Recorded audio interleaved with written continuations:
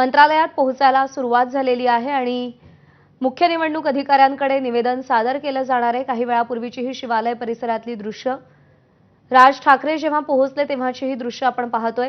राज ठाकरे यांचा या शिष्टमंडळातला सहभाग हा अत्यंत महत्त्वाचा आणि तेवढाच लक्षवेधी मानला जातोय, कारण लोकसभा निवडणुकांमध्ये भाजपला बिनशर्त पाठिंबा देणारे राज ठाकरे आपण बघतो शरद पवार सुद्धा पोहोचलेले आहेत आणि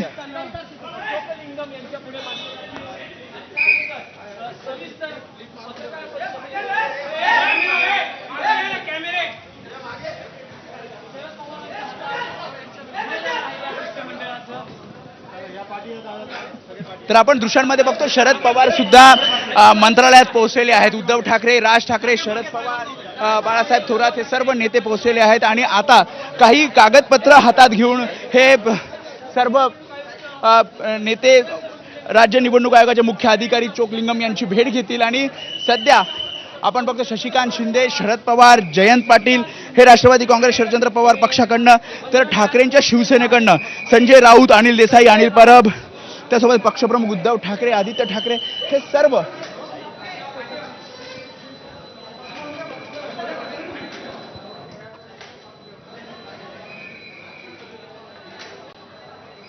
हे दृश्य आपण पाहतोय। शरद पवार पोहोचलेले आहेत मंत्रालयामध्ये, त्यांच्या हातात काही कागदपत्र आहेत। आपलं म्हणणं मांडलं जाणार आहे मुख्य निवडणूक अधिकाऱ्यांकडे।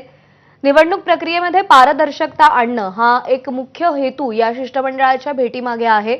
मतचोरीचा आरोप अनेकदा राहुल गांधींनी केला, मतदार याद्यांमध्ये घोळ असल्याचं अनेक पुरावे राहुल गांधींनी त्यांच्या पत्रकार परिषदांमधून समोर आणले, त्याला प्रत्युत्तर निवडणूक आयोगानं देखील दिलेलं होतं आणि आता राज्य पातळीवरती विरोधी पक्षातलं शिष्टमंडळ आता मुख्य निवडणूक अधिकाऱ्यांची भेट घेऊन याच सगळ्या मुद्द्यांवरती चर्चा करणार आहे। लोकशाही बळकट करण्याची ही प्रक्रिया आहे, त्यामुळे आम्ही सगळ्यांनाच निमंत्रण दिलेलं होतं। मुख्यमंत्री उपमुख्यमंत्र्यांनी सुद्धा या शिष्टमंडळात सहभागी व्हायला हरकत नव्हतं असं विरोधी पक्षातल्या नेत्यांकडून सांगण्यात आलं। ही दृश्य आपण पाहतोय, उद्धव ठाकरे, राज ठाकरे, आदित्य ठाकरे हे एकाच फ्रेममध्ये आपल्याला मंत्रालयात दिसतात। तर शरद पवार देखील पोहोचलेले आहेत आणि अगदी काही क्षणामध्ये ही भेट सुरू होणार आहे।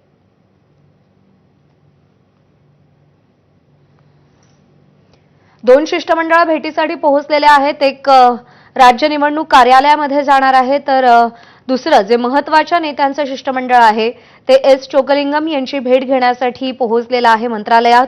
आणि आगामी स्थानिक स्वराज्य संस्थांच्या निवडणुकांच्या पार्श्वभूमीवर संपूर्ण निवडणूक प्रक्रिया ही पारदर्शी व्हावी, त्यामध्ये कोणत्याही प्रकारचा घोळ होऊ नये या मागण्या ठेवून या मागण्या निवडणूक अधिकाऱ्यांसमोर मांडल्या जाणार आहेत। राज ठाकरे यांचं या शिष्टमंडळामध्ये असणं अत्यंत महत्त्वाचं मानलं जात आहे, कारण का लोकसभा निवडणुकांमध्ये